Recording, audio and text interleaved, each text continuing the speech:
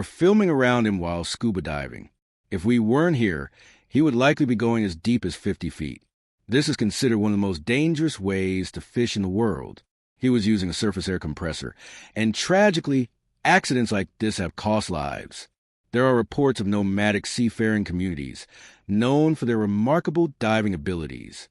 Some accounts suggest they can hold their breath for extended periods and dive to great depths while searching for fish. Researchers believe these groups may have adapted over generations, developing physical traits that help them spend more time underwater. There are even claims that some can see clearly underwater without goggles. To put this into perspective, competitive free divers train their entire lives to reach extreme depths or long breath holds under very controlled conditions. Even then, these achievements require specialized equipment and strict safety support. Marine mammals such as dolphins, which are naturally adapted to life underwater, usually hold their breath for only several minutes and rarely dive beyond certain depths. This makes some of the claims about everyday fishing dives quite extraordinary and worth examining more closely. Many of these sea-based communities live in remote island regions where travel between islands is common, and daily life revolves around the ocean. The people are welcoming, and fishing is central to their culture and survival. From a very young age, children learn to swim, and nearly everyone participates in fishing in some form. Homes are often built on stilts over shallow water, using locally available materials. Entire islands may be formed from accumulated coral and sand over generations, creating densely populated communities connected by narrow walkways. Despite limited resources, these settlements have shown resilience, even during natural disasters. Fishing methods vary.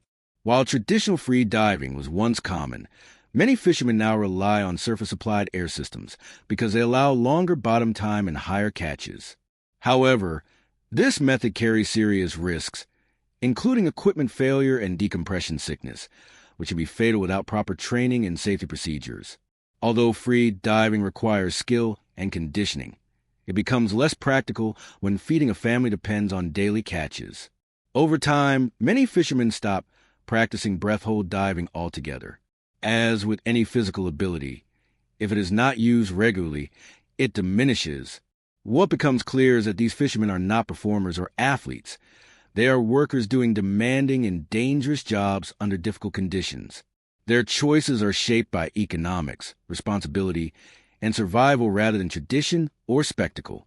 Stories and documentaries sometimes present an idealized image of life at sea, but reality is more complex. Modern tools, changing environments, and financial pressures all influence how people fish today. While traditional skills still exist, they're often only one part of a much larger picture. As access to education and modern opportunities improves, future generations may find safer ways to earn a living, reducing the need to risk their lives underwater. Preserving both human life and marine ecosystems depends on this balance between tradition, progress, and sustainability.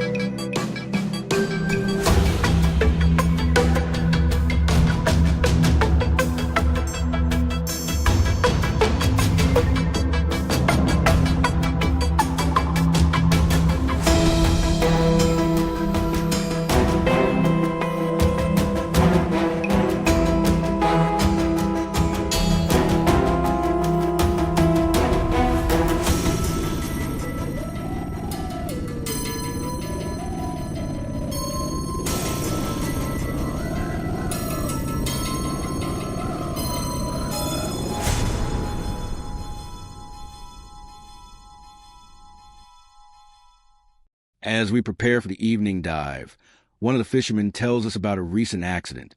The air supply stopped while a diver was underwater.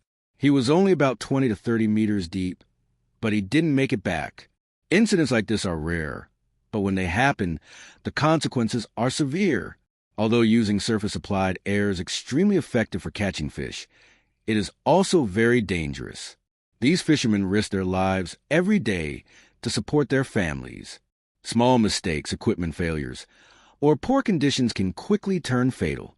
One thing that stands out is how impressed some of the locals are by basic breath-hold diving. It's surprising, considering their background. In the past, many of them were excellent free divers, but today most no longer practice it.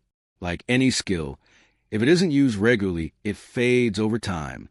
When night falls and the dive begins, it becomes immediately clear why this method has replaced free diving. Within just a few minutes, more fish are caught than during hours of breath-hold diving. The fish are calmer at night and easier to approach, making the process faster and more productive. However, the risks increase significantly. Long dives, repeated ascents and descents, and the absence of proper safety stops greatly raise the chance of decompression sickness. Symptoms can range from pain and dizziness to paralysis or death. In some cases, these incidents